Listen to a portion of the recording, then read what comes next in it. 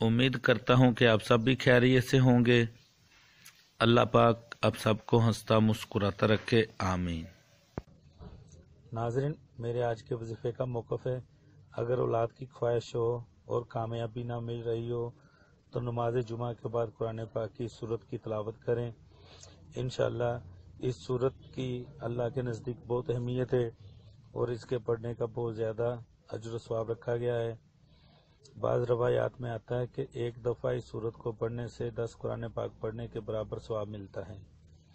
सवाब के अलावा इंसानी ज़िंदगी पर भी इस सूरत के इंतहाई खूबसूरत असरात मुरतब होते हैं, जिनमें से चंद एक का ज़ेल में जिक्र कर रहे हैं। असूल बे औलाद ख़वातीन के लिए, अगर आप लोगों ने मेरे चैनल को सब्सक्राइब नहीं किया तो बराए मेहरबानी मेरे चैनल को सब्सक्राइब करें और साथ में बेल के बटन को भी दबा दें ताकि अगली हर नई आने वाली वीडियो आप आसानी देख सकें। नाज़रीन, सूरत यासीन का वजीफ़ा औलाद के हसूल का बायस बनता है। अगर किसी के यहाँ औलाद ना होती हो तो उसे चाहिए कि जुमा की नमाज के बाद बावजू हालत में 11 मरतबा सूरह यासीन पढ़े और फिर इंतहाई रक और आजिज़ी के साथ अपना सर सजदे में रखकर रब ताला की बारगाह में औलाद के लिए दुआ मांगे।